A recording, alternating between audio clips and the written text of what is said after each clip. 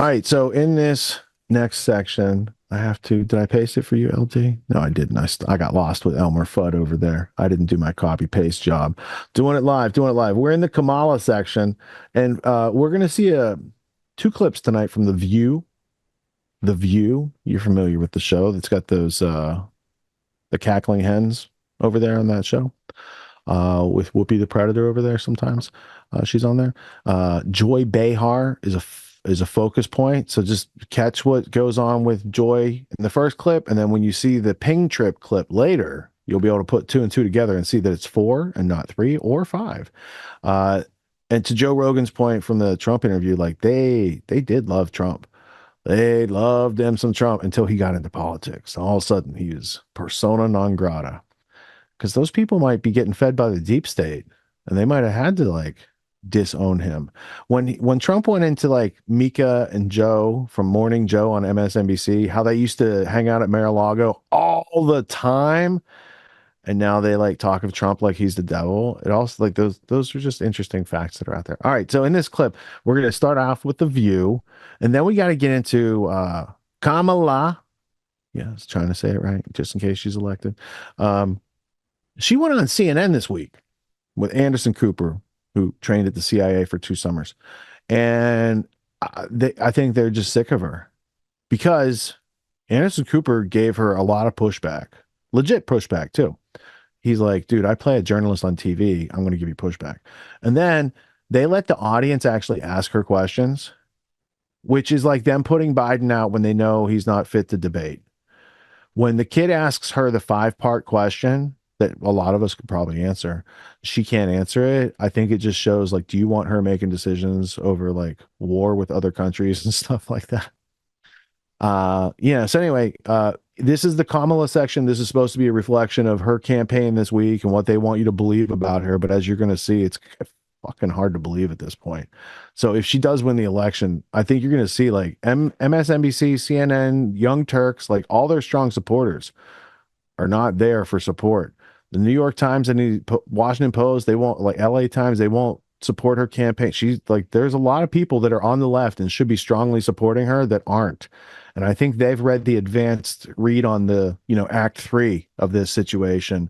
And they know like they have to have another strategy. Like, what are they going to do on January 6th to make sure Trump can't become president after he wins, like, and breaks all records and shit, right? Because that's what Polymarket was showing earlier today. I couldn't, not that I bet, but I watched that he was underdog when she came on the scene and she was dominating, and now they've got that electile dysfunction going on, and then they might need some of that Viagra that Abercrombie CEO was handing out to those the John Does. Anyway, all right, let's get into it with The View, and then we'll end up through Liberal Hive Mind and finish off the block with some Timcast. Kamala bombs on CNN town hall so badly, even CNN roasts her, which were the clips that I thought were interesting when they were like Axelrod and those other guys are like, dude, this was awful word salad and stuff like that. So we'll make sure we have the clip. Let's get to the block. Millennial. The View host praises Kamala for skipping Catholic Al Smith charity dinner. I love it. And you know what?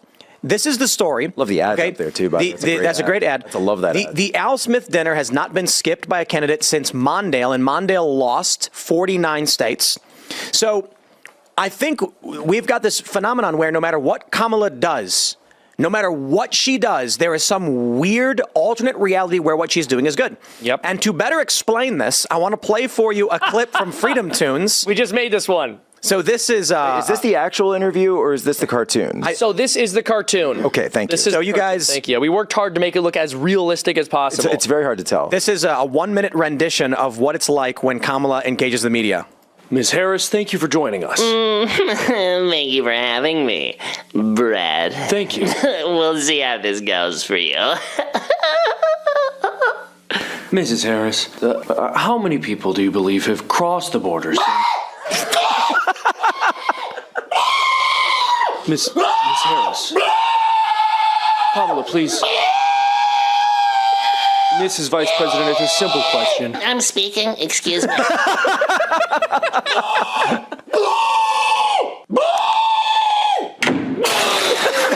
It's eject? Wait, it gets better. Why does she have an ejector listen. seat? All right, well, I'm just going to say it. She destroyed him. Oh my gosh. Right? Oh golly, he's so embarrassed. I bet those Republicans are regretting that one. Kamala.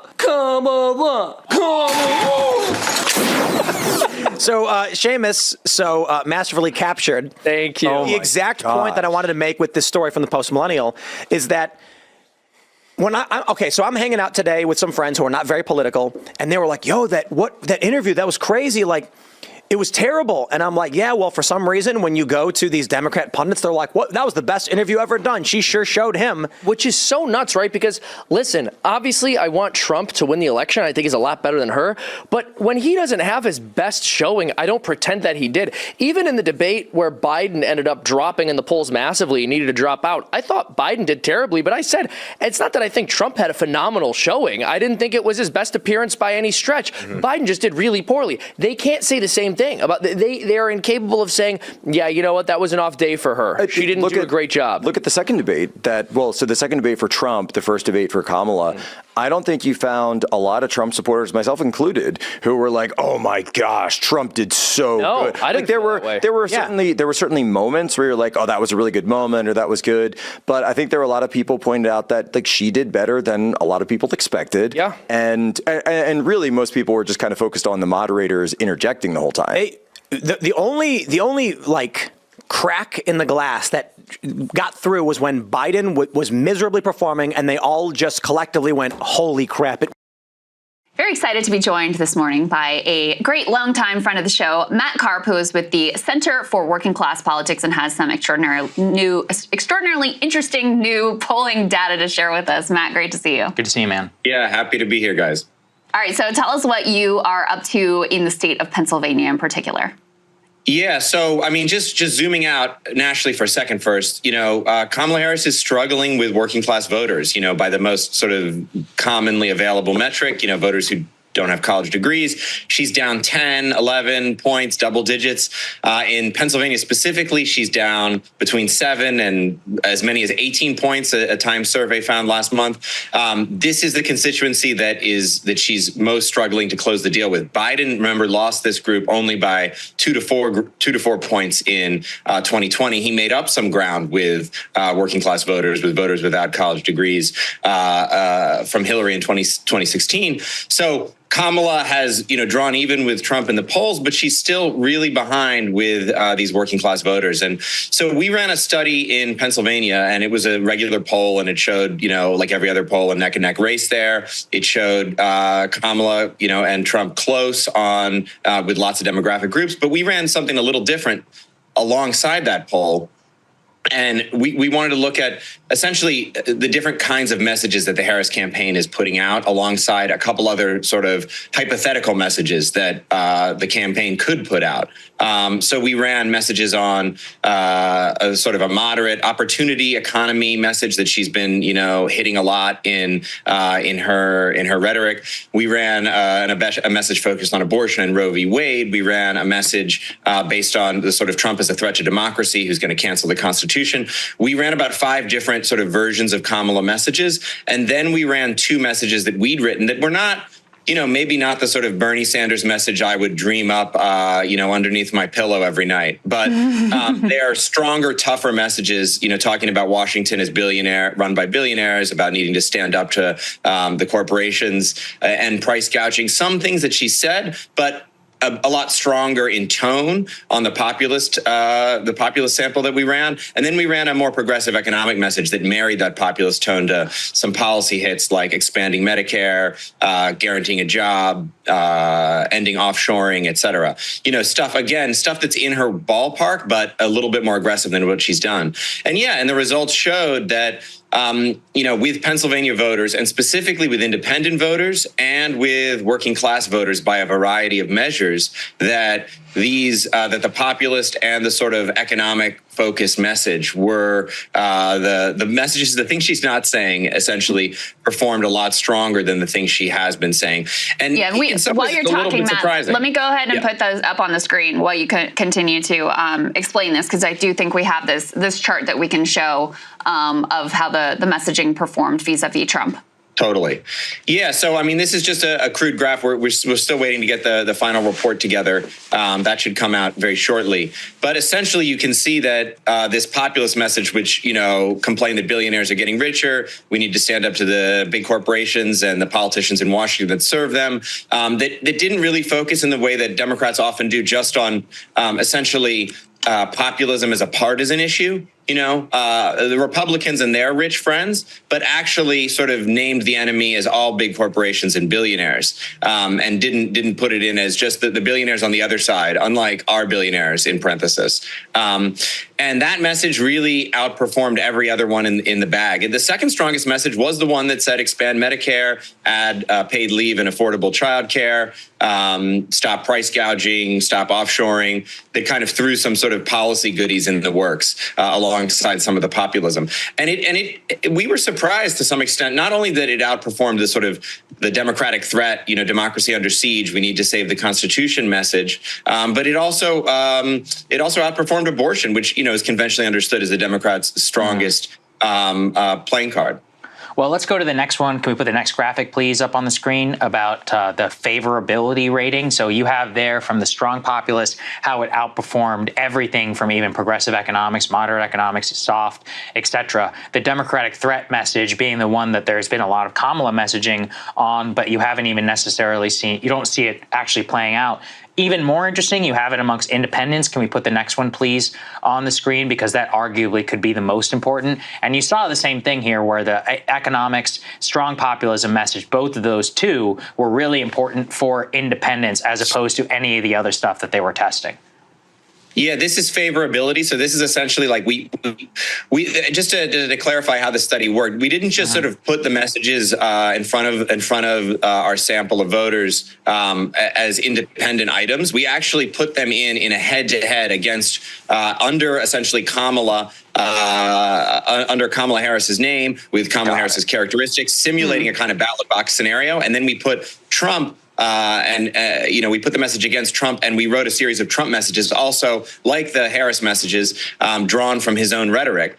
And so we have not just how much do they like the message, which you saw there, and you can see that Pennsylvania voters, especially independent voters, were drawn toward the populist and the progressive messages, but they actually outperformed the Trump messages. So with independents, the populism message beat the Trump message by 8 points. The abortion message only won by 3, and the democracy message lost by 1. That's with overall voters. With independents, which is a tougher crowd, the populist and progressive economic messages won by about 3. And the abortion and democracy messages actually lost to Trump messages by 6 and by 8 or 9 points. So with that real swing voter demographic, we saw significant splits, the difference between winning and losing.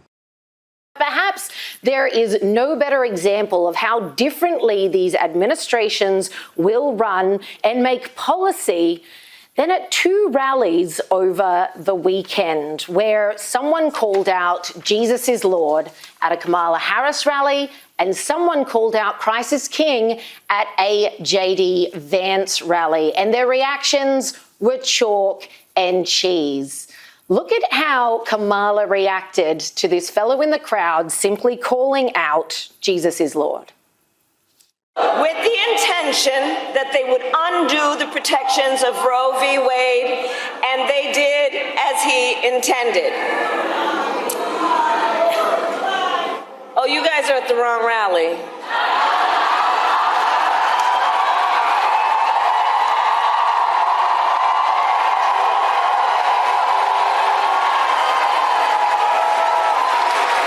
No, I think you meant to go to the smaller one down the street.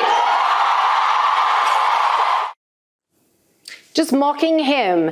Those two young men then talked to Fox News, sharing their experience of then being ushered out of the rally. They weren't even allowed to stay for simply stating Jesus is Lord. Now, you don't have to be a Christian, you don't have to be a Catholic, but where's the tolerance? Where's the inclusion, Kamala and co? And let's not forget, within hours of this, Kamala was rocking up at a church trying to play the Christian card.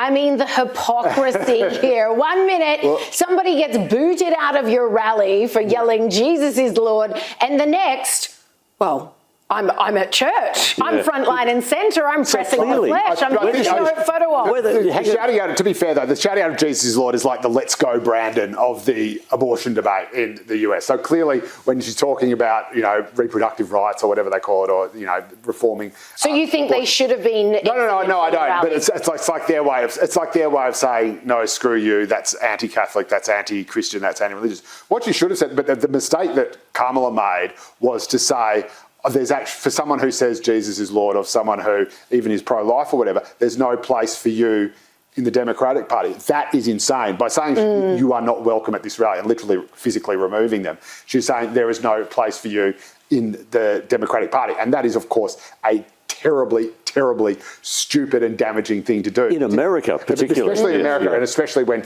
you've got so many working class people, Irish Catholics, Italian Catholics, Roman Catholics, who obviously are culturally or sort of democratic leaning, but also have conservative social 100%. values. So, the Bible Belt, really you just lost them all. Jesus is Lord. You say, yes, he is, but he's not running in this particular race. He's not on the ballot. So, but she didn't need to react at all. She heard that Jesus is Lord thing, and she decided she needed to react. And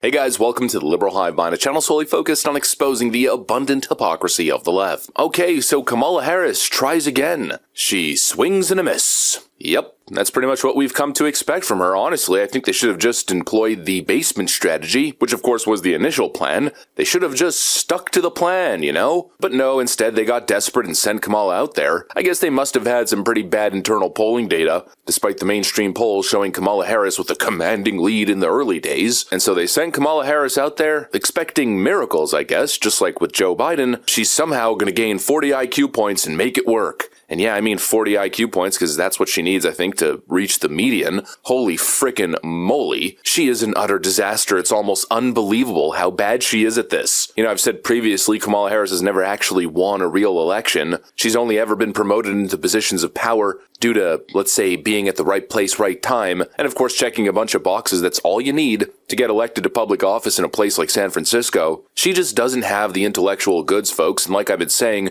every single time she opens her mouth, she loses voters. It's disaster town, and that's exactly what happened here. She needed this last big moment. This was her final statement. It was her last moment, her closing remarks, the last chance that she was going to get to convince voters to head to the polls and vote for her. And so she goes and does a CNN town hall. And honestly, in the end, I think it was less of a town hall and more of a hour-long Trump campaign ad. I mean, this was the worst thing I think I've ever seen in terms of public performances from any politician ever. And that's saying something considering Joe Biden set the bar so frickin' low. Let's have a conversation about it. We got some stuff to get into, so let's roll the tape. All right, folks, so even CNN's Anderson Cooper just couldn't carry Kamala Harris. He couldn't do it. Despite the softballs and the soft treatment, this was brutal. And let's first start off with the most brutal parts, where Kamala Harris had to engage with some audience members, answer some questions. Is there something you can point to in your life, political life or in your life in the last 4 years, that you think is a mistake that you have learned from? I mean, I've made many mistakes. And they range from, if you've ever parented a child, you make lots of mistakes too.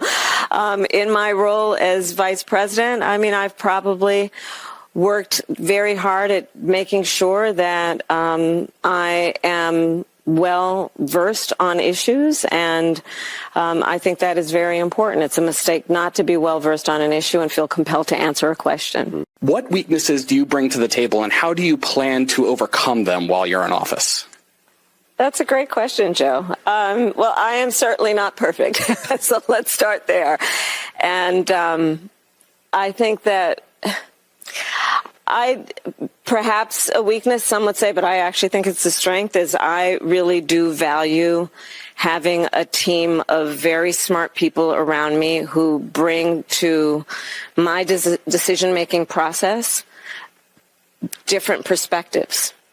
My team will tell you, I am constantly saying, let's kick the tire on that. Let's kick the tires on it. There's only one reaction to what you just witnessed. And you notice that I'm playing that clip a whole lot more than usual. I mean, usually every now and then I'll find a moment to insert the facepalm meme, but with Kamala's campaign here, it feels almost like every single day we've done the collective facepalm thing. And I think this might have been the best moment to use it. You know, people are searching for a little bit of humility, a little bit of honesty. Kamala Harris, what's a bad trait, or what's, a negative trait that you have? And for her, a negative trait is, I like to surround myself with incredible, diverse people, highly intelligent, capable team members. That's not what he asked you. She said, my worst trait is actually a good one. You might perceive it as a bad one, but it's a good one. And then she goes to basically say that she's an incredible leader. My bad trait is that I'm an incredible leader and I have an amazing eye for talent. What the frig is that? Holy moly. Then when asked, have you made any mistakes? Her response was equally as dumb, frankly. I mean, again, people are looking for some humility, but she just can't do it. She's such a politician, she's such an egomaniac that she doesn't possess the ability to say, I was wrong, or I did this wrong, or this is maybe one of my weaknesses. She could have said my weakness is economics, because it's pretty obvious that she has a total lack of understanding of basic economics. And then, of course, she could have followed that up with, but don't worry, I got the best people on the job. Not everybody's a finance guru or an economics genius, but I'll have some in my cabinet, that's for sure. She could have said that. She could have said so many different things, but instead she chose to come off as, frankly, an out-of-touch, elitist egomaniac. It's not a good look. And it's especially not a good look with Kamala Harris, who's so incredibly unimpressive. Everybody gets this. Nobody's looking at Kamala and thinking, wow, what an incredible intellect. No, I think mostly people are cringing. This is kind of how people are perceiving Kamala Harris. This is the look, I think, from most Americans sitting on their couch watching a lot of these events. It's a look of cringe. Everybody understands that she's not that bright. And so to have that baseline understanding of her, that baseline perception, but then for her to have this incredible ego as if she's so smart and capable, it's just not a good mix, It's not a good mix. Certain things work on certain people and others don't. This is not a style that Kamala Harris can pull off. Let's just leave it at that. Yet she continues to try, and it's just not working. This was supposed to be her moment, but it was anything but. My friends, I cannot imagine a scenario where Kamala Harris wins on the arguments, on the merits, based on what we saw last night. Trump might be the clean. Either he's got great lawyers or whatever. Yeah. You could argue he's the cleanest guy ever to sit in the White House. Put it this way. When she said Epstein and Trump, if there was anything tying Donald Trump to Epstein. Yeah, we would have known. We would have absolutely known. Instead, they're like, oh, yeah, it seems like he used to go to Mar-a-Lago. And, there's a police report. There's Donald Trump kicking him out and banning him from Mar-a-Lago the second he found out that the guy was a little bit creepy. You ever had someone who was a friend who then was no longer, or an acquaintance, you're like, ooh, I don't really like this guy on account of the fact that I know he locks up children in his basement. Whatever it is, whatever your situation may be. The point is, you no longer associate with that person. Yeah. The other people didn't, 26 or 28 flights to a private island. That is what some people would call a red flag. Let's move on here, speaking of which, to Kamala Harris gave a town hall at CNN last night. It did not go well. And it's, we'll get to everything. But this is the theme. I just wanted to put this together in a montage. How many times, of course, the temperature was toned down? The former chief of staff of Donald Trump, who has told us, Donald Trump said, why aren't my generals like those of Hitler's? Like Hitler. Former chairman of the Joint Chiefs of Staff has said he is a fascist to the core. The commander-in-chief is saying to his generals, in essence, why can't you be more like Hitler's generals? Anderson, come on. Do you think Donald Trump is a fascist? Yes, I do. Today, you quoted General Kelly, who said that Trump repeatedly praised Hitler. But there are tens of millions of Americans right now who have heard all those things, and they don't buy it, or even if they do, they're still going to vote for Donald Trump. So that's the theme of the night. Hitler, Hitler, Hitler, fascist. So, hey, everybody, load up your guns and shoot at him, and then dial down the temperature a little bit. Please. We're back there already. Yep. Already. We're there 2 days after the second thing. Rest of the night didn't go any better. So this brings us to the Kamala Harris roast. I believe Donald Trump is a danger, like Hitler.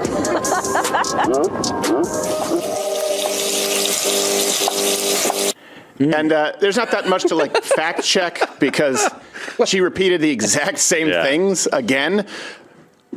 So we'll just be incredibly childish and have fun with it. But we'll also fact check. She started warning us about the bleak future that we all face as Americans. One has to think about, why would someone who served with him, who is not political, a 4-star Marine general, why is he telling the American people now? And frankly, I think of it as he's just putting out a 911 call to the American people. Understand what could happen if Donald Trump were back in the White House. Oh, my God. You don't mean record unemployment? Average annual salary increase of $4,400 per year? Becoming a net energy exporter of oil? Let's move on to the other losers and suckers myth.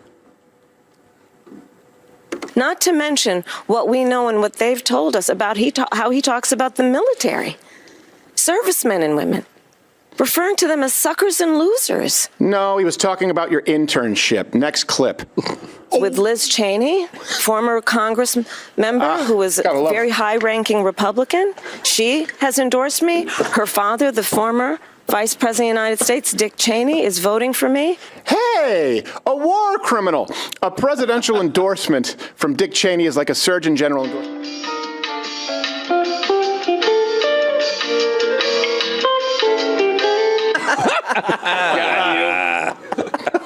Yummy. Anything you guys want to? I don't. We talked about this the other day. I don't understand how a Dick Cheney endorsement is now a positive thing for a Democrat. I know. That's how in unreal. the world is that even possible? She said she's dated Strom Thurmond too in high school. Dirty hoe bag. What a go-goblin liar. Robert Byrd. Yeah. He came out and he supported me, half of me. Said, I'm voting for KK Kamala. Yes. Oh, well. And I love how she tries to rope Anderson in, by the way. Yes. Anderson, right? Yeah. A part of me thinks when you watch this entire thing, they don't want her to win because you'll see the questions from the crowd. They got tougher on her. Like they actually had questions from the crowd that she would have to answer. Of course she didn't. But here she goes on to talk about, after Hitler, danger, something about unity. Here. I believe the American people deserve better. And they deserve a president who is focused on solutions, not sitting in the Oval Office plotting their revenge and retribution. Oh, stop! Nothing. My erection is now a liability. I thought I knew what arousal was before today, but I did not. Retribution and revenge? I'm going to have scars on my knuckles from too much. And it's not like he's saying, I'm just going to go after people randomly. He's going to say, I'm draining the swamp, essentially. I'm going after people who shouldn't be in this position anymore. Weaponize the DOJ. Yeah. Why is that wrong to go after people who are breaking the law and weaponizing government against its citizens? That's not a bad thing. She's like, because that's me. Biden's right. Biden would have been a better candidate. Yes. Even fucking brain dead. Yeah. Oh, he definitely would have been a better candidate. Even brain dead. Well, no, but that goes back to your point. So why is Anderson Cooper being harder on her? They weren't initially. He doesn't like women. girls. No, yes. He doesn't like snatcherini.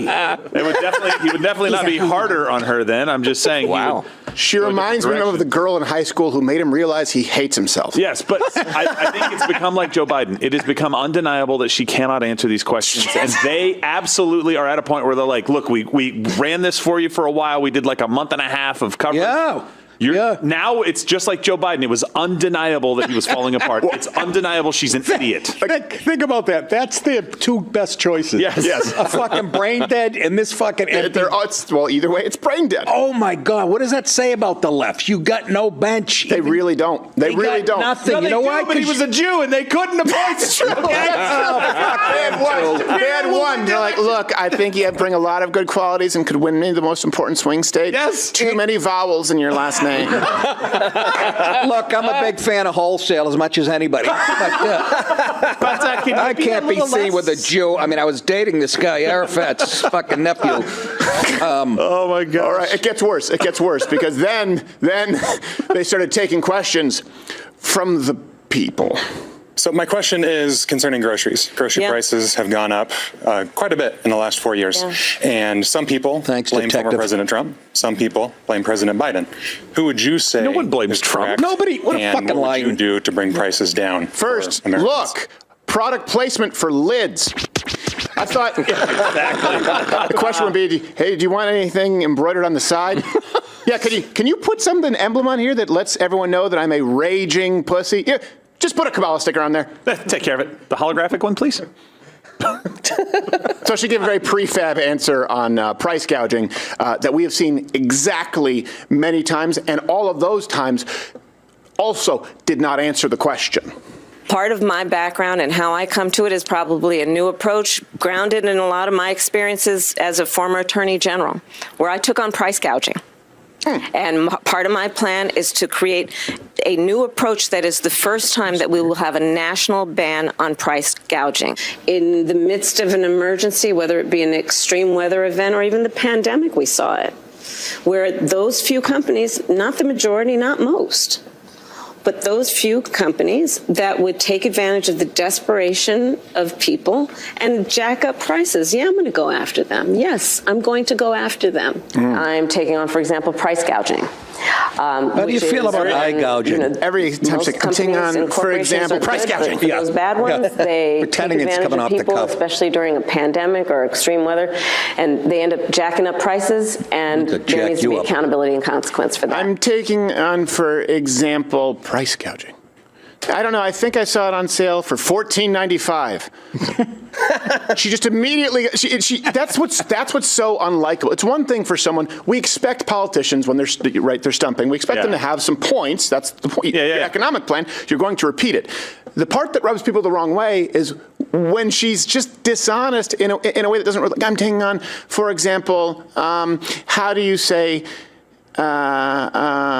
Deficit. Like, no, you know what, just go to it and then separate it from, your conversation between people. She's not capable of it. I think this pisses people off, though. Yes. I think when she says, I'm going to go after price gouging, she's trying to turn the American people against big corporations. But what she's failing to understand is that basically this makes it to where for you to believe her, you would have to believe that companies discovered price gouging in January of 2021. No, that's right. And that is the first time in history price gouging has existed. It is your fault, and you're not taking responsibility. That's what they see. Yes. They see somebody going, no, it's not my fault. Hey, it's them. I found a new way to close our company off from half of the market due to unaffordability. It's stupid. Let's charge $18 for an apple. Yeah, exactly. See how it goes. Have you ever heard price gouging from, I've been following politics for around 30 years now. Has that ever come up? Was when they left a live mic and camera on Kamala Harris as she began to mingle after the event with the crowd, attempting to act like a human. Hi. Thank you for your question. Thank you for the time. Thank you, guys. Thank you. Madam Vice President, do you mind turning around? We'll just do a photo with Kelly. Thank you for that. And you know how I feel. This is the thing. Watch this. The Penn and Teller. This is not a conversion, right? It's literally no one should be judged on any level, and it's just my point of the government. Now watch. This gets worse. It is not about ever disputing or criticizing anyone's faith. Ever. Never. You know? Yeah. We talk so much about the right of the woman in these situations, but there's another person involved. Right. And that other person sometimes is oftentimes it's not the government involved. And that's the point. It's just that the government shouldn't be doing that, you know. So, but I appreciate you asking your question and raising the point. Yeah. And you have a role as a moral leader too. Yeah, that's right. I'll send it to everybody. Look right here. Okay.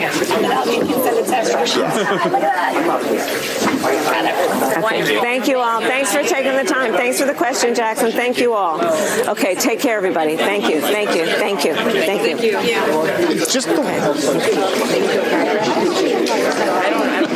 Just the way she says thank you comes across as angry. But that's what you see. Look, that man there, and he was doing a focus group afterward. He's pro-life. He's saying, but he has a problem. I don't know how you're pro-life and you even consider voting for Kamala Harris. Right, no. But that's what you could see, whether you agree with him or not, he was saying, yeah, but there is another life. And she's learned how to pretend like she's listening without listening. That's right.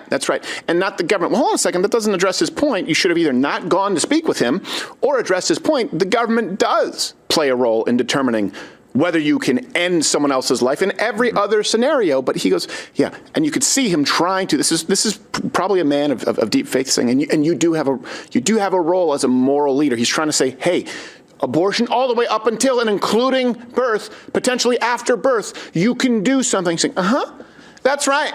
Thank you. It was so uncomfortable. She's not able to do the interactions. So this was the entire, I don't know if there's anything else that I missed, the entire town hall. And because this was a major event and there's only. All right, there is one more clip on the word salad, but I just wanted to touch on the point of you saw Kamala respond to someone saying, you know, Jesus is Lord or Christ is King in her audience. And she's like, oh, you're at the wrong rally. Your rally's down the street. It's the smaller one, right? And then she got the feedback on that. And they're like, you skipped the Al Smith dinner and pissed off the Catholics. And now you just pissed off every other Christian. You have to go fix it. So they book her and she goes to what looked like a black church, which I've been to services at black churches and they can be, quite festive. They get up and sing and dance and all sorts of stuff at, prim and proper, like Protestants, is very like tight, uptight and not as enjoyable, to be honest. And when you get together with a bunch of people and you sing and laugh and dance and do all that stuff, it's a more enjoyable form of worship. So Kamala goes to black church, not realizing the irony of the history of eugenics and abortion, especially in blue cities, on people of color. Now, this is going to be the Wikipedia version that I'm going to read to you. So they're going to frame it that this is a anti-abortion documentary. I think of it more of a abolition documentary trying to end slavery because it talks a lot about the history of slavery and people of color in this country. This is a documentary that I saw back in around 2009, 2010, right after it came out. It was called MAFA 21, The Black Genocide in 21st Century America. It is an anti-abortion documentary film produced by anti-abortion activist Mark Crutcher in 2009. The film, which has been enthusiastically received by, I thought it was enthusiastically received by black communities, but this is listing that anti-abortion people like to watch the movie about the black slavery, which I think is kind of weird. But it argues that modern day prevalence of abortion among African Americans is rooted in an attempted genocide or the Ma'afa of black people. The film is part of an anti-abortion, anti-birth control campaign aimed at African Americans. So I guess if you take that all apart, Mark Crutcher wants to see black folks have more babies. I don't know. That's doesn't seem that far out as far as like campaign. I'm not sure. Let's see. Who is this person? Do they have a They don't have a profile, so I can't tell you if he's a person of color helping his own people or if he's somebody of a lighter persuasion that's trying to help out. But, people can have goals and they make projects, and this is something that he's done with his life to make this documentary film and do the research. Now, the film repeats elements of American conspiracy theory called Black genocide, using many of the same arguments previously used by the Black Panther Party. Well, didn't the FBI kill Fred Hampton Jr.? Wasn't that a thing? Or Fred Hampton, and then Fred Hampton Jr. is still around. Huey Newton, right? So Black Panther Party coming up with this idea is also interesting. And the Nation of Islam, those are the people that brought to you the demise of Malcolm X. And they have some interesting thoughts on the origin of humanity that are fascinating. If we have time, what is it? Kutub? Anyway, I will find it later. In the early 1970s, it uses questionable statistics and facts. So it doesn't even say they're not facts, it just says facts. In the viewer, a fear of birth control and abortion. I don't think that's what again, this is somebody's, this is the left's take on, a film. The film alleges that the eugenics movement targeted African Americans in the 19th and 20th centuries. Tuskegee experiments, anyone? That this was the basis of the creation of American Birth Control League, now Planned Parenthood, by Margaret Sanger, and that this kind of genocide continued in the form of of the abortion rights movement of the 20th and 21st centuries. The film puts forward the idea that Sanger was a racist who worked to reduce the population of blacks, and that Planned Parenthood is continuing this program. Sanger is accused of being an ally of Nazism and Adolf Hitler. Really, it was just eugenics in general, and they were both fans of it. But have you ever read her comments about people of color? She was a racist. And Planned Parenthood is prevalent in populations of people of color. So it's an interesting observation that you could dig into if you cared about learning and understanding such subjects, as opposed to people like Kamala Harris, who like to pretend that these things don't exist. And as she, considering herself a black person, should have maybe a position that is not so antithetical to what that gentleman in the clip was pointing out to her. But Scott, do you have any comment before we go to Patrick Bet David? Talking about the word salad clips. Yeah, of course. I mean, and just to further expand on that, I mean, they used influential religious leaders within the black community to propagate their message of, Al Sharpton, Jesse Jackson. Yeah. I was more talking about the famous Clarence Gamble letter, that Margaret Sanger wrote that, in reference. So people just look up, all you need to look up is the Negro Project, right? Which was the push by Margaret Sanger and her birth control federation to, convince the black community to, practice abortion and other forms of birth control as a birth control. And, I'm sure most of you guys have heard of this, but like in her letter, she wrote the most successful educational approach to the Negro is through a religious appeal. We do not want word to go out that we want to exterminate the Negro population, and the minister is the man who can straighten out that idea if it ever occurs to any of their more rebellious members. And then Clarence Gamble writes back, this is a great danger that we will fail. There is a great danger that we will fail because the Negroes think it a plan for extermination. Hence, let's appear it to let the colored run it.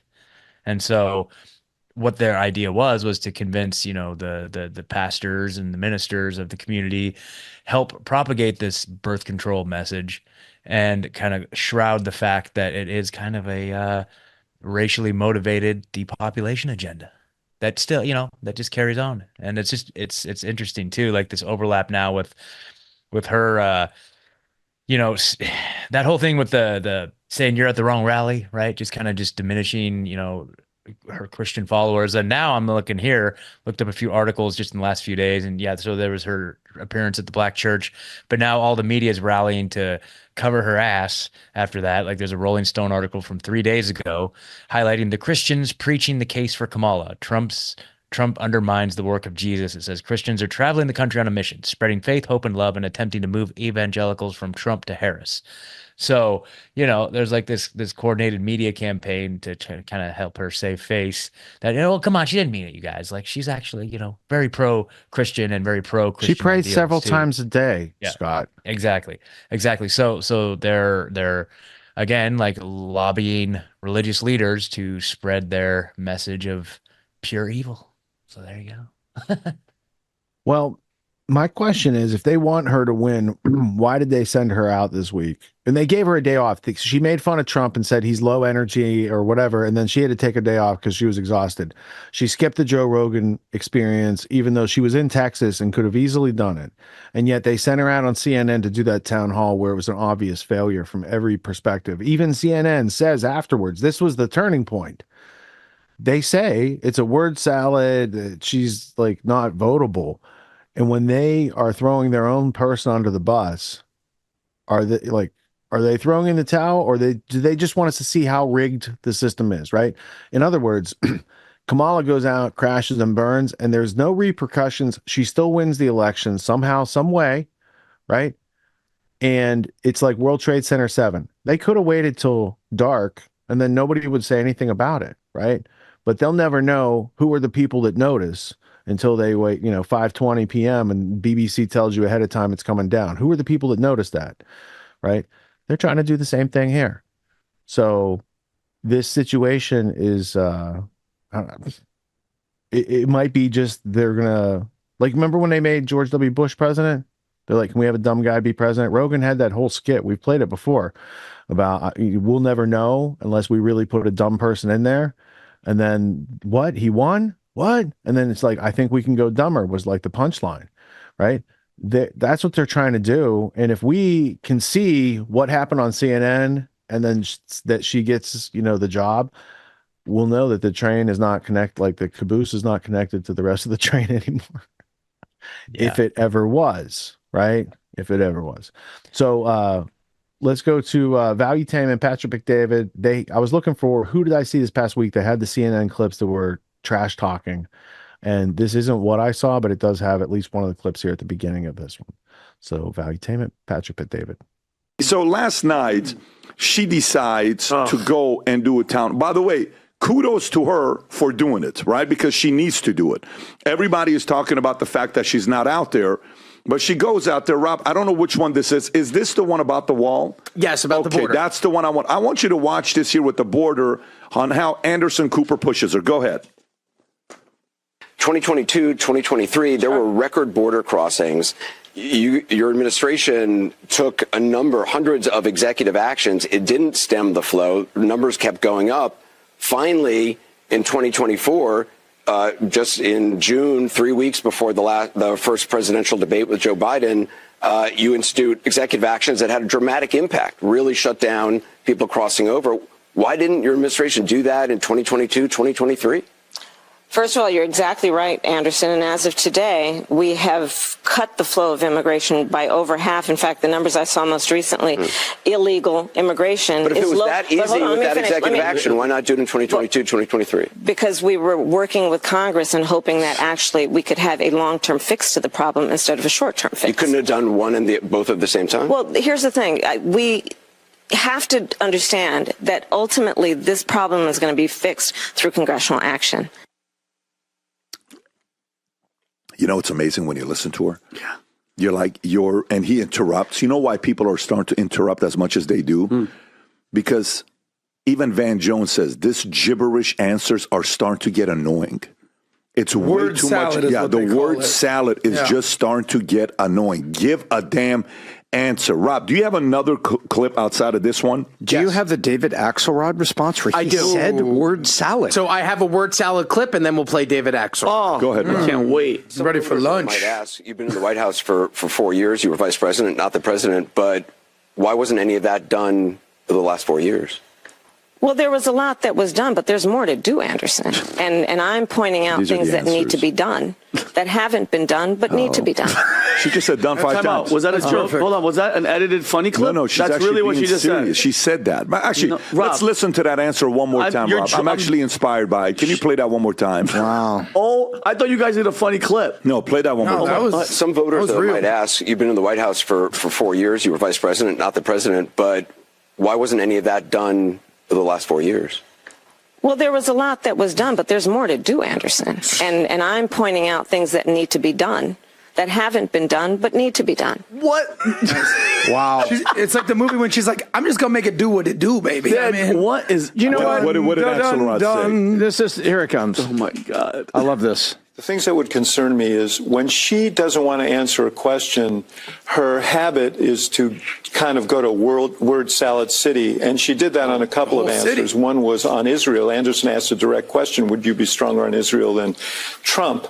And there was a 7-minute answer, but none of it related to the question he was asking. And so, you know, on certain questions like that, on immigration, I thought she missed an opportunity because she would acknowledge no concerns about any of the administration's policies. And that's a mistake. Sometimes you have to concede things, and she didn't concede much. But I'll tell you something. John King mentioned Bill Clinton. No one's going to be Bill Clinton, but you do want to relate to the people in front of you. She didn't do a lot of that. She didn't ask them questions. She didn't address them particularly. So she was giving set pieces too much. Tom. There you go. Well, first of all, there were 3 mistakes that she made. The first was she was talking. The second mistake that she made is she didn't have specific things to say. And the third mistake that apparently they made, they've been controlling the mainstream media and they've been controlling the narrative. For instance, last weekend, do you remember when every news outlet, somehow all their editors used the word testy in every single headline or subhead with her. Yeah. Testy, testy, testy, testy. It was almost that they got them. Remember, the word of the day is testy. And so the media is not locked in on here. And if you listen to what David Axelrod said, you listen to multiple media says it's almost like there's whispers out there that people are thinking that this election is slipping away right now, and everybody is sort of running toward objectivity so that later they can get jobs at the midterm election as, you know, election analysts and strategists. People have to remember, people like Axelrod, Pat, they want big money jobs in 2022 for midterm elections. 2022 or 2026? 2026. I'm sorry, because 2022 is last midterm. The same way they did in 22. Sorry about that. That's what they want. They want those jobs. So how do you get a job? By being infinitely wrong here and defending her and going off the cliff with her? Because she's not a senator anymore. Walz, they're gone. When they lose, and I'm saying when they lose, they go to the same heaven that the dinosaurs went to. It's over for them politically. You'll never see them again. Yep. But all these people that have been strategists and folks, they need a job in 2026. And so you can't get a job if you had zero objectivity. And I'm seeing objectivity come out with Anderson Cooper. I'm seeing objectivity coming out with David Axelrod. I'm seeing objectivity coming out with Poilievre. Complete objectivity? No. But are you seeing the same blind support that they had on August 1st? Hell no. Let me ask you this, though, Tom. Like, for somebody to answer like this, let's just say I'm your campaign strategist, okay, behind closed doors. And Trump said something when I had him on the podcast. He said, you know, I could have chosen not to go to the Bloomberg event, one, and then the market would have said he's scared. I could have chosen to get killed and go, and I would have gotten killed and I would have lost. Or I could chose to go actually fight. And I chose to go and fight, right? But even his answer means what? That sometimes you're going to lose when you go to a certain debate. Nobody is undefeated ever in the history of debates. Nobody. Or it's a weird or bad form. No, he said Obama's not undefeated. Nobody is undefeated, right? Yeah. But here's the point. The point I'm trying to make to you is there is something about people giving you feedback and role-playing the way to answer questions. Do you think that's her? Or do you think that's her handler saying, answer it this way? I think 20 years of her political history have proven that regardless of who her strategist is, she is not particularly adept at the ad hoc or extemporaneous talk. She's not. She doesn't pull things out to hit home runs. There's been accusations that she's had an earpiece in her ear.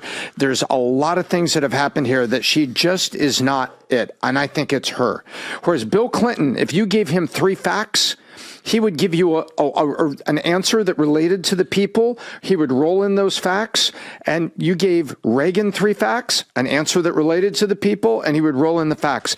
There are strategists back there that are giving her facts, but she's just not doing it. Yeah. Rob, play this clip, and then I'm going to go to Vinny. Play this next clip. Watch this one here, folks. This is about, have you ever made any mistakes? Is there something you can point to in your life, political life, or in your life in the last 4 years that you think is a mistake that you have learned from? I mean, I've made many mistakes, and they range from, you know, if you've ever parented a child, you know you make lots of mistakes too. In my role as vice president, I mean, I've probably worked very hard at making sure that I am well versed on issues, and I think that is very important. It's a mistake not to be well versed on it. She doesn't answer. And there's many, many, many more clips like that from the town hall, and there's pictures of or video of various other CNN personalities kind of throwing in the towel and being frustrated. But it's a short show tonight. It's only like 7 hours or so, so we don't have time to show you all that other stuff. I just want you to know that, like, we weren't cherry picking. That's like, one of many commentaries out there that observed the CNN train wreck.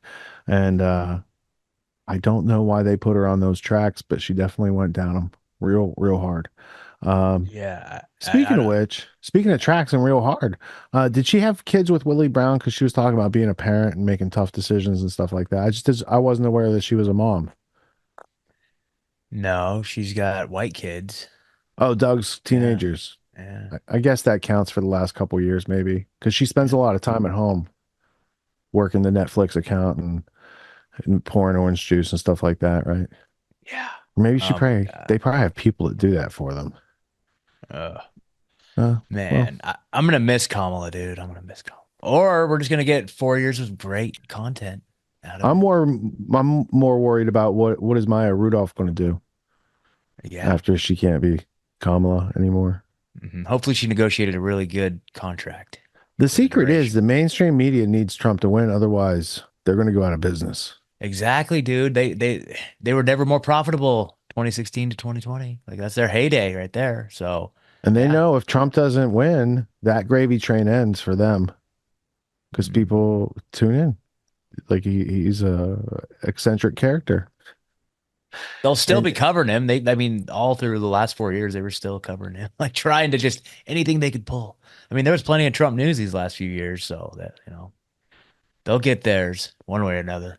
They'll get theirs. He spoke at Madison Square Garden tonight, and there was a point from the commentary where he's like, I could be a lot of other places. He's like, I could be in Scotland. I own a golf course there. Like, he went over all this other stuff. He's like, I'm here in Madison Square Garden because, like, that other stuff doesn't matter if there's no freedom left to explore and, conduct your business and your family. And so I saw it as a coming out party for Trump because Tony Hinchcliffe spoke at the gig, and I had suspected he wrote the Al Smith remarks that Trump was mopping up shop with, or Kurt Metzger, or both. I just expected one of those. I bet you Kurt's writing for Tony, dude.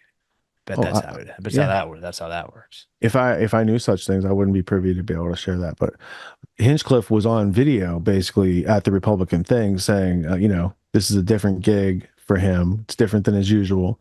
And he had to like shape his jokes around, but he did make a pretty edgy joke for that audience to just test them out a couple times. So anyway, that's interesting. You guys can go check that out. We don't have any clips from that. But you're going to see how the Daily Show framed what happened today as a Nazi rally. And maybe that's concerning. If you keep framing this guy who's very relatable to the working class people who support him, maybe one of them's going to take it, another shot at him. I don't see what good comes from like comparing them to Hitler. I just don't see. Like, do people other than the Democrats believe anything like that? Like, they're just gaslighting their own people. And that's going to make their people emotionally react harder if they don't get the expected circumstance of Kamala winning. Because all they're being fed is like good Kamala information. And they're not prepared for Polymarket to become reality. Right?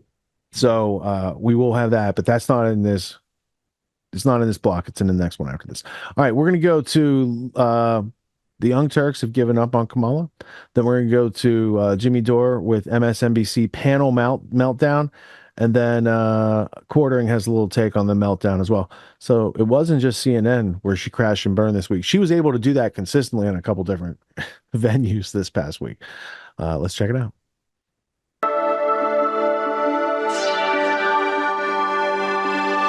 Hey guys, welcome to the Liberal Hive Mind, a channel solely focused on exposing the abundant hypocrisy of the left. Okay, so just as I said in my video yesterday, Kamala Harris's job right now is to get people to the polls. You know, at this point, it's too late to salvage things. There's 2 weeks left to Election Day, and so it's really about turnout right now. Her previous job, of course, over the last couple of months, was to get some strong, good moments in the media. She scheduled a bunch of interviews and failed spectacularly, I'd argue, so that didn't work. But now that ship has sailed, people have essentially made their mind, at least most people, and the idea is you need to motivate people to show up and vote for you. That's the goal here. There's a shift in priority, but it seems as though, unfortunately for Kamala Harris, let's just say she's not exactly doing that great of a job. You know, usually as a political candidate, your job is to target specific demographics and bring them in, but all Kamala Harris is doing here ahead of election seems to be alienating key demographics that she needs to win this election. Of course, yesterday we were talking about the Catholic vote that she was alienating, and today we got to talk about the progressive left. Folks, the far leftoids just aren't having it with this embrace of Liz Cheney and the neocon right in general. You know, I could sit here and say a lot of words, but as they say, a picture is worth 1,000 words. Just look at the body language here of the TYT's Cenk Uygur and Anna Kasparian. It pretty much tells you all that you need to know. Let's have a conversation about it. We got some stuff to get into, so let's roll the tape. All right, folks. So here's the video from the Young Turks. Quote, Harris triples down on, in all capitals, awful strategy. Take a look at this. Our only hope is that Trump just gives up. Like, and I don't mean like literally, of course he's not going to do that, but he's kind of de facto doing it where he just melts, right?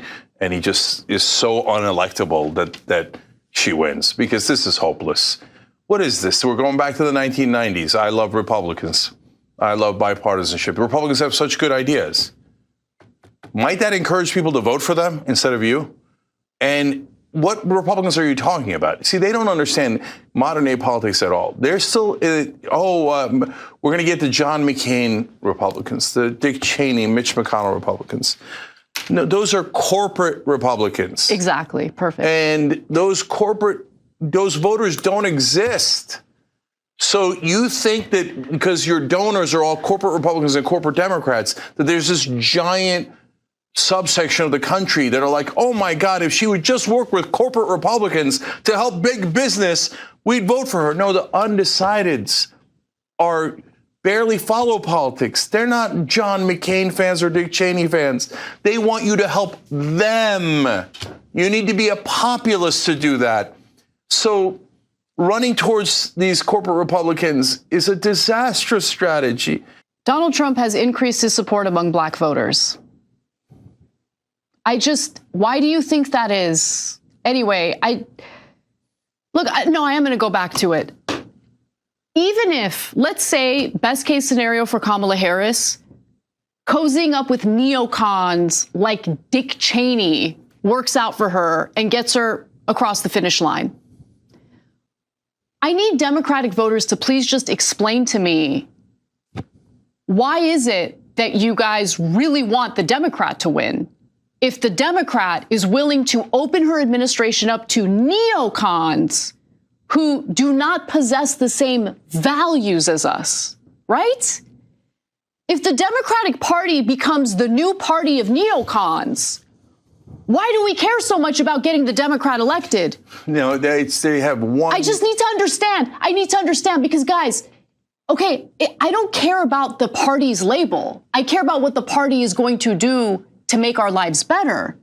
And if the signaling right now is We're going to be like the Bush-era Republicans. What is the point? I mean, you can't make this stuff up. And honestly, I really agree with the TYT here. It does seem, or it feels like an awful strategy. We'll have to see on Election Day. Maybe the Democrats know something that I don't. But what it feels like is Kamala Harris is undergoing so many transformations and shifts. She doesn't know who she is. And it's getting harder and harder for people to relate. It's getting harder and harder for people to say, yeah, that's the person that represents my values. What does Kamala Harris represent? You know, at one point she refuses to condemn anything that Joe Biden did. She stated that she had no regrets and would do nothing different than what's been done over the last disastrous 4 years. But now she's saying, no, I'm totally different from Joe Biden. Clearly, I am not Joe Biden, and I am certainly not Donald Trump.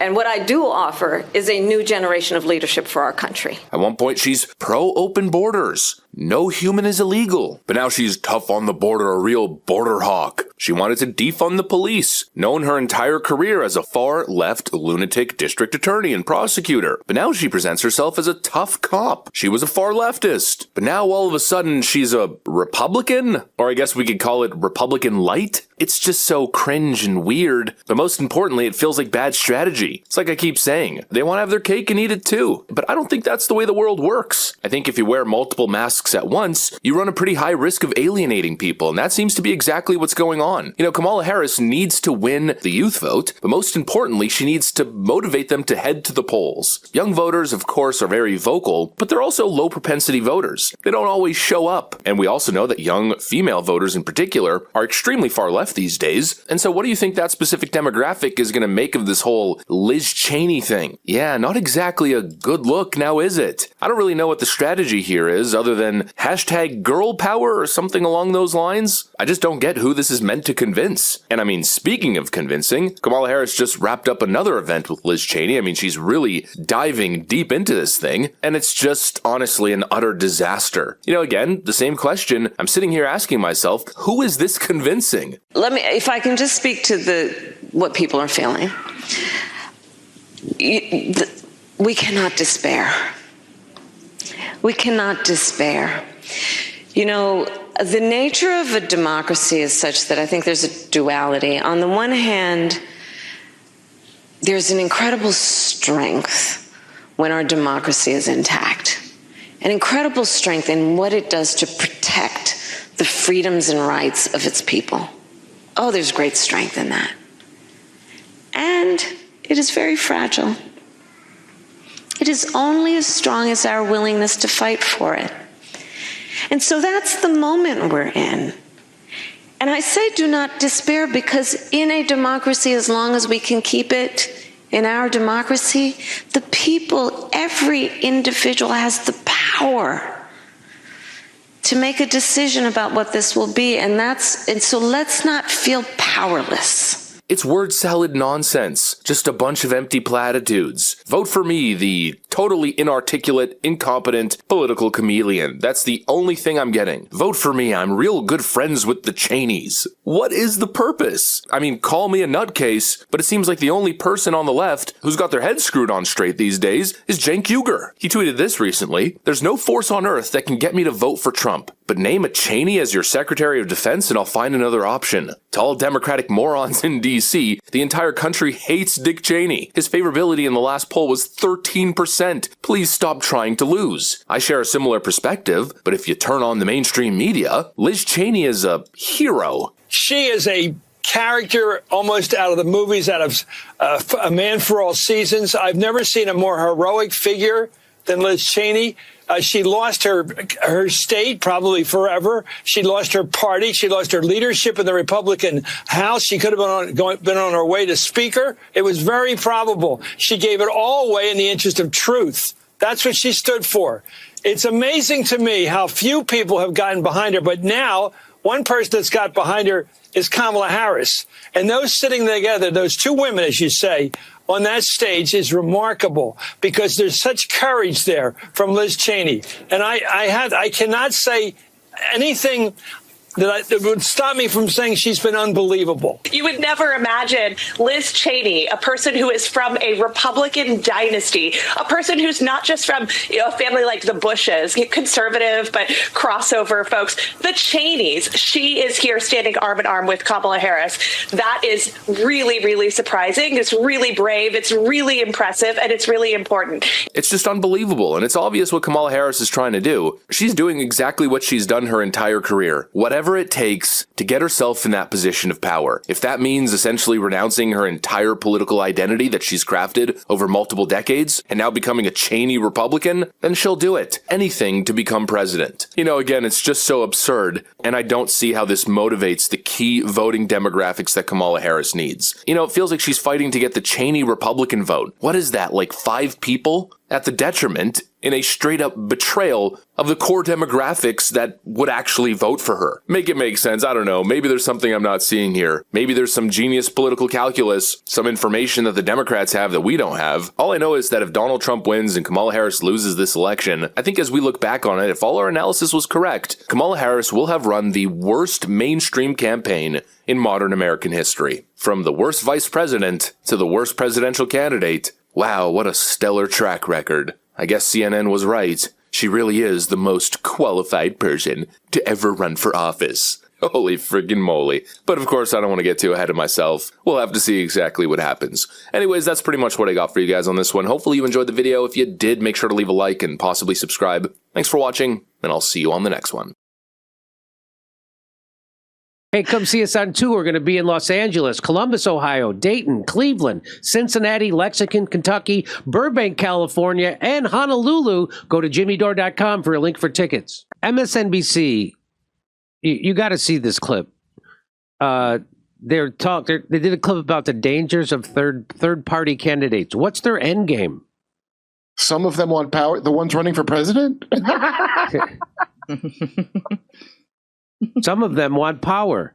Dr. Jill Stein is a grifter. When someone from MSNBC calls someone else a grifter, that's like Lady Gaga accusing you of giving off dark energy. She's wearing a meat dress telling you come off kind of dark.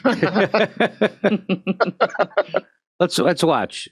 With the race tied, third-party candidates, especially in battleground states, could be the spoilers in this election. Our nightcap. The spoilers. You can't vote for who you want to vote for. You subconsciously just showed your poker hand. Because when you called, first of all, for something to be spoiled means you had a predetermined outcome already. You're not basing it on the will of anyone. You just admitted that you're cheating, but you didn't realize. You just blew it. Spoiler. More variables coming into our formula of the dialectic, you know? Spoiler. Yeah. Spoiler. By the way, good. Spoil it for somebody. I'm all for that. Throw your dick around. With the race tied, third-party candidates, especially in battleground states, could be the spoilers in this election. Our nightcap is still with us. You know, this isn't one of those elections where we're talking much about third-party candidates. We don't think they're out there, but they are. RFK is still on the ballot in Wisconsin. Jill Stein is still on the ballot. RFK is still on the ballot in Wisconsin. You know why? Because they won't take him off. Because they think that will hurt Trump. That's right. They thought it will spoil things. They think, yeah. We don't hear about them, Jimmy, but they're out there. That sounds like terrorism. Like third-party candidates are kind of terrorists.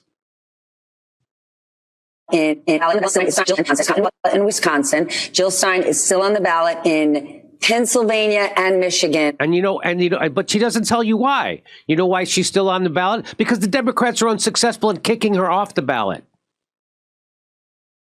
Right. The people who want to put democracy on the ballot don't want too many people participating in the democracy, except if it can hurt Trump, like in Wisconsin. Right. Should these candidates be worried about it? Yes, because this may come down to a couple thousand people in Michigan, right? And if Jill Stein can capture a couple thousand people in Michigan, RFK Jr. can capture a couple thousand people in Michigan, they can upset the apple cart and determine the election. I've been covering this on my show for 3 years now, and I think people have underestimated the impact of RFK, not to win, not even to attract a majority of independents, right? He's attracting a radical, specific group of people, same kind of people that attract Jill Stein, that might be enough to tip 1 or 2 swing states. That's the threat that they present. Most independents want an alternative. They don't want RFK. They don't want Jill Stein. They are not real independents. But these people fill a void for a certain group of people. Right now, Stein. So when is that? When is this? First of all, when is this from? So but anyway, let's keep going. People have overtly said their objective is to beat Kamala Harris. If you want to beat Kamala Harris, you want to throw a wrench in the system, you want to protest Gaza, you want to do any number of things, Jill Stein is here for you. But most of all, they are the candidates, not of independence, but of people like Putin, of Trump, and of disruption. Oh my God. My God. So if you want to throw a wrench in the system, once again, the subconscious is often the last honest voice in a crook, and he'll tell the truth regardless of what happens to the... He just accidentally admitted that the system chooses for us. Yeah. I want to throw a wrench at your head. The system, I want worse things thrown at. This is from 2 days ago? So why is he pretending like the RFK Jr. is still running? He's not. They don't, so nobody tells the truth. Because to make that trick work, that his name's on the ballot, they wouldn't take it off. That's why. Oh, so they're still trying to trick people into thinking he's still running. Well, every little bit helps, right? Otherwise, you mentioned you can't even vote for him. Don't bother. Jill Stein is here for you, but most of all, they are the candidates, not of independence, but of people like Putin, of Trump, and of disruption. Disruption. Disruption's only good in tech, Jimmy, not in voting. Disruption. You mean they're participating in democracy? Disruptor? Wait, I thought a disruptor is a really good thing in business that they've been saying for the last 12 years over and over again. Now, disruption is a problem? I'm a disruptor. Remember everyone say that? Yes. Every tech dipshit calls themselves a disruptor. Wow. This is where they would cue Whoopi Goldberg to fart and change the subject.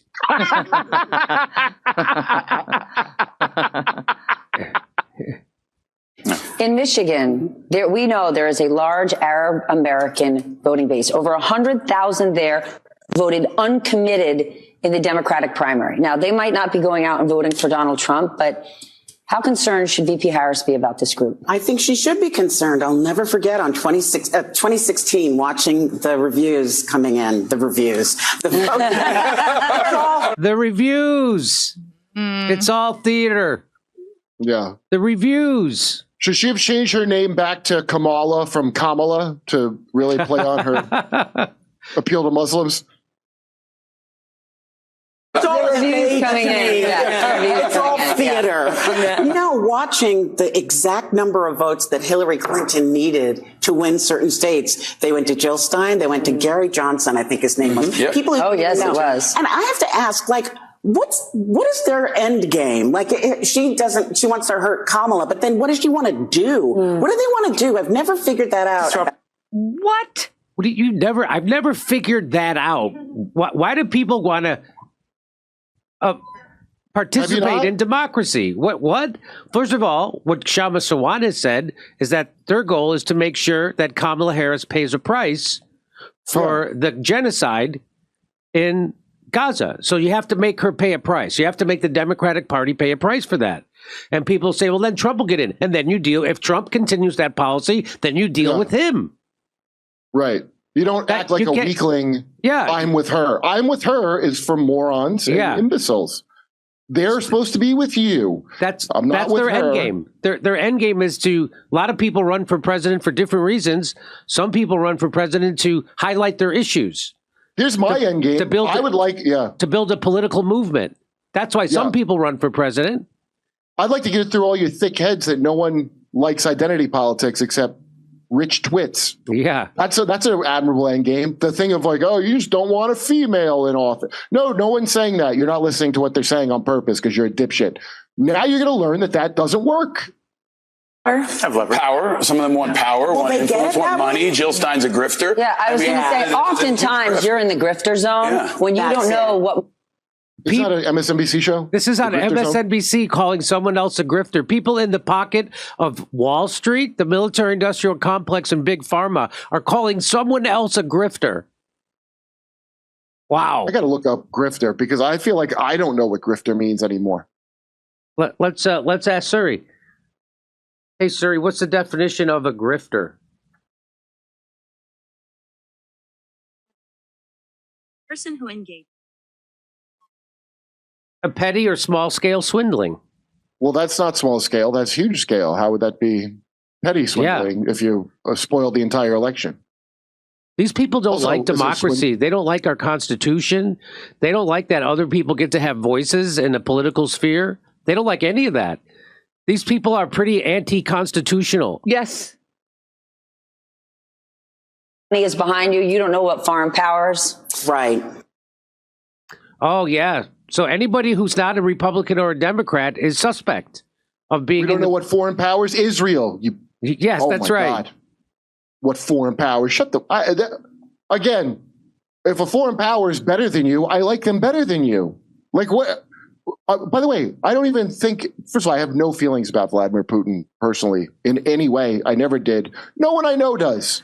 Even people that go, "Oh, that's Putin," they don't have feelings about Putin because he's not the president of here. I couldn't give less of a shit of what he does. Here's one thing I do feel about him: he's much better than Kamala Harris. I've had people with a straight face say that, that Putin, he's a thug. As opposed to who? As opposed to what? What was George W. Bush? That person said that to me as Joe Biden was torturing Julian Assange. Dick Cheney's on the ticket. Yes. Yeah. Dick Cheney's supporting that non-thug. A thug. Did he do Iraq? Did he do Libya? Did he do Syria? Did he do Yemen? Did he do Afghanistan for 20 years? No, Putin didn't do any of that. You know who did that? We did. It's just amazing how people can just tell themselves a lie like that. Oh, he's a thug. Oh, he kills journalists. We're torturing Julian Assange right out in the open. If neocons, instead of a Muslim ban, I would like a neocon ban, and I would like them deported. I'd like them put in camps. I like neocons removed in a terrible way. I wish Trump would say that. Power. Why doesn't Trump say that? There's nothing too awful to do to neocons if Trump gets into office. I like it, and I don't want it to be some kind of nut hurting. I want the government to put on a big show of hanging them. That's what I want. I want it all legal. That was from 2 days ago. They aired this. So that guy is lying. So this guy who's calling Jill Stein a grifter is lying, pretending that RFK Jr. is still running because he hopes it hurts Trump. Yeah, the term is con man, by the way, for people that are running for president. Grifter is a small-time thing. Yeah.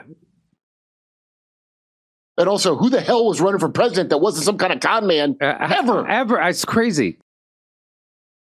Hey, today's economic. This is a serious matter.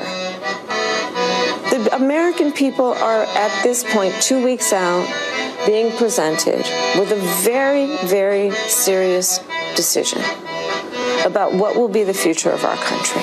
What's on, everyone? Jeremy here from the Quartering. I hope you're having an absolutely wonderful day. Desperation is a stinky cologne. It's not my original saying, but it's really come in handy during this election cycle here in 2024, given just how, desperate the Kamala Harris campaign has gotten. And let me be very clear. Despite all of the hilarity and dunking on and laughing that we're doing at Kamala's expense, she still has a very real chance of winning the 2024 election.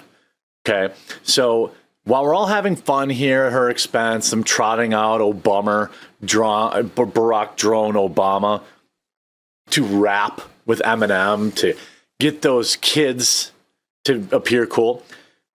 Don't think that you get out. You have to go vote. And you have to bring at least one person with you, maybe two. And even then, don't be huffing all this nonsense from these gambling sites saying, "Oh, it's over. Trump's dumb." Bull. The polls are meaningless. The gambling sites are meaningless. Vote like you're down 20 because you probably are. But this is some funny stuff.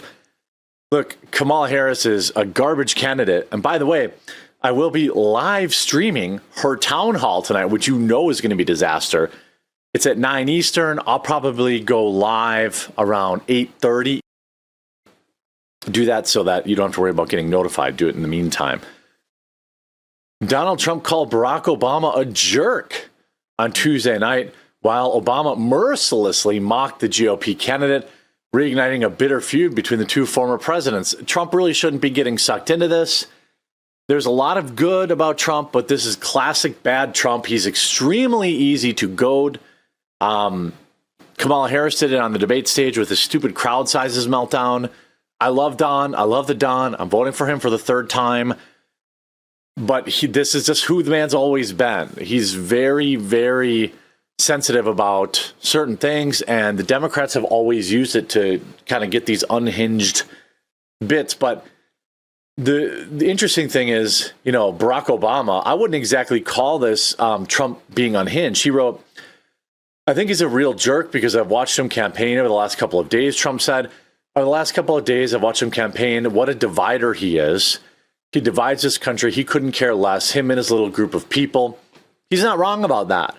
That's not him getting triggered or having a meltdown. Barack Obama literally stuck his drone finger in black men's faces last week and said that they must vote for Kamala Harris. Like this is the same guy that basically said, you ain't black if you don't vote for Kamala Harris. Now, they're selling merch when he was running for president. He was trying to sell you gold sneakers and sell you a watch. So what? Is that supposed to be an own, Obama? Oh, bummer. Is that supposed to be an own? Sorry, Donald Trump isn't getting billions of dollars, hundreds of millions of dollars from Hollywood billionaires and all that kind of stuff. Sure, he's got Elon helping him. But Kamala Harris has raised $1 billion. Trump has raised, I think, a third of that. And that was the same way it went in 2016. So, yes, we have to work harder. And yes, that means sometimes us Trump guys will pay $45 for a Trump hat, okay? Or we'll buy some Trump trading cards, okay? At least we get something for the money, And yes, some of the products are cringe. I really wish I had gotten a pair of those sneakers, but they didn't make my size. Just small-footed people like Tim get the sneakers. But that's okay. I love you, Tim. I'm really happy to hear that you're starting a family and that you're getting married. Really, really happy to hear that. Throughout the address, Obama continued to take swipes at Trump because that's the only thing they have. They don't have vote for Michelle. Why do I keep saying Michelle? Oh, I know why. Anyway, they don't have why vote for our candidate. They exclusively have Orange Man bad. Please vote for the guy that's not Orange Man. That's all they have. That's all they've had for 8 years. 8 years, that's all they had. Orange Man bad, don't vote. And then stupid Americans. Look, I'd rather you didn't vote. If you're voting just because you don't want the other guy, that's not a vote. That's an anti-vote. Meanwhile, Kamala Harris took the entire day off while her campaigners and everybody else kept calling Trump exhausted, and they trotted out their mainstream media losers to say he's tired. She took the entire day off for a fully scripted, pre-recorded NBC interview that still went disastrously. NBC's Haley Jackson faced a torrent of backlash for her persistent line of questioning during an interview with Kamala Harris. Jackson pressed the president on a series of contentious issues, including her defense of trans rights and whether or not she would grant a pardon to former President Trump. Quote, would you consider, if you win and he's convicted, a pardon of former President Trump? Jackson asked of the 2024 contender. Harris repeatedly shut down the question, appearing to not take it seriously. I'm not going to get into those hypotheticals, she replied. I'm focused on the next 14 days. The anchor pressed Harris, claiming that there are some who claim a pardon might unify the country and help move us on. Harris shot back. Let me tell you what will help us move on. I get elected to the United States. Some on social media were outraged that NBC would speculate about a possible pardon for a former president. Haley Jackson, where do you start or get off even asking questions about pardons? How about accountability first? On one user posted on X. Plus, do you actually think a pardon will heal the nation? They added, so they raged that she dared to ask about unifying the country. Because the entire group of, the entire thing they run on is dividing you by your race, dividing you by who you vote for, dividing you by the job you do, dividing you on where you live. That's Democrats. Go ahead, pull it. You know, somebody who really united this country, Scott, is Barack Obama. You know, he had the Hope and Change campaign, had those snazzy posters. You know, he's the first person of color to be a resident of the White House and not be working there, right? That's a good thing for the black population. Unfortunately, Obama is not really who they presented him to be. And when you get into the counterfeiting of politicians, as we covered last week, it gets deeper. Now, let me just check the date on this clip that we're going to look at here, because, you know, Obama had some things to say about Trump. And yep, this is the clip we're going to go to is in the past week. So it is within the realm and purview of this show to share this with you. You know, I had heard some clips of Judge Joe Brown opining about Obama and his heritage, but it wasn't until this past week that Candace gave an invitation to the good judge. And, you know, he comes over her studio and sits down and they have a nice conversation. And he gets to the part about Lolo Soetoro, who is Barry Soetoro, Barack Obama's stepdad during the process at some point. You almost need a visual modeling tool like software to like map out the whole family heritage. But apparently Lolo Soetoro was a quite wealthy person. So when Obama is making fun of Trump for having to sell things to raise money for his campaign, it's because that guy made $500 million. And, you know, what is his product or service to the marketplace? How did he become so enriched by the White House? Or did he become a custodian of one of those slush funds for doing a good job? And that might be how he has a house on Martha's Vineyard or wherever he has his fancy pants place. Global warming, climate change. You know, he is part of that global warming and climate change agenda, and yet he owns that beachfront property. It's just about as ironic and oxymoronic as, you know, the government, of course, can't control the weather, but if you send them enough tax money, they'll reverse climate change. So anyway, people who notice contradictions, they probably don't adopt those views, but people who don't know the difference definitely support those views. And that's my way of saying they're stupid without really them knowing that that was what I was saying. Twice a year, I teach a course called Autonomy. It's a 12-week course. It teaches leadership, entrepreneur skills, executive skills, all these types of things that I saw were taken out of our education system in order to make the schooling or indoctrination system that we've all probably went through. And it has served us well enough to be interchangeable cogs in the machine of the globalists. But if we want a homestead, if we want write our own ticket, work from home job, work from anywhere type of situation, they're not exactly handing those out at the end of college. They give you a piece of paper and they're like, good luck. So reality is dropping us off here, but the demands of reality are up here. So I created Autonomy to help people close that gap for themselves so they can level up their skills to the demands of the situations that life is putting in front of us presently. Life's demands of intellect and understanding precision and complexity are ever increasing. The schooling didn't prepare us for it. The media is not going to do anything but reinforce what schooling prepared us for. And so we're going to have to take a leadership position and take steps off the beaten path to kind of blaze our own trail in life.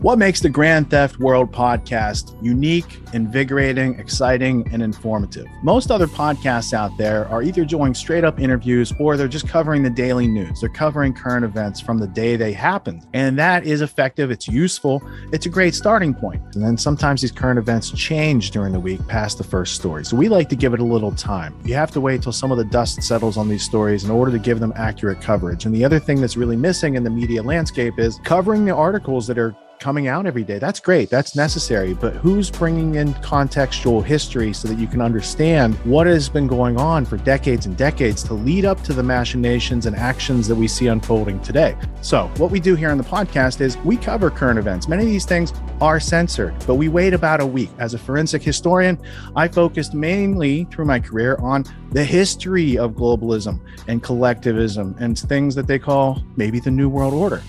there's a lot of facts to these sort of circumstances, groups, events, activities, working groups that they've had over time. So for Grand Theft World listeners, we not only break down the current events, most of which that are censored during the week, we provide you with contextual history, we give you the source notes, the references, we do deep dives, and this really empowers you with an understanding of context and history so that you can make more informed decisions in your life. There's also a community, a membership where you guys can actually ask questions and we can get into the show and we can share evidence. And there's a town hall weekly for Grand Theft World for those who listen to it and are interested in covering the stories that we don't get to during a 6-hour show. Listening to it an hour a day, you could easily consume the week's news, but you're going to have substance and meaning and context and understanding. And with that, you can make higher quality decisions in your life. So if you're interested in more quality in your life, go to grandtheftworld.com, click podcast at the top, and we'll see you there. Thank you. These allegations are false. This isn't Grand Theft Auto, folks. This isn't a video game. What are the most surprising things that you discovered once you started pulling on that thread? Who he was connected to, what institutions he was influential over, what events he participated in? Come on, man.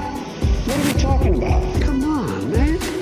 No. You don't have to think about it, dude. I got this quote because you said you didn't know much about Klaus Schwab. I made it my job to, as soon as this happened, I'm like, okay, this guy's their front man. Let me learn about the official history of the World Economic Forum.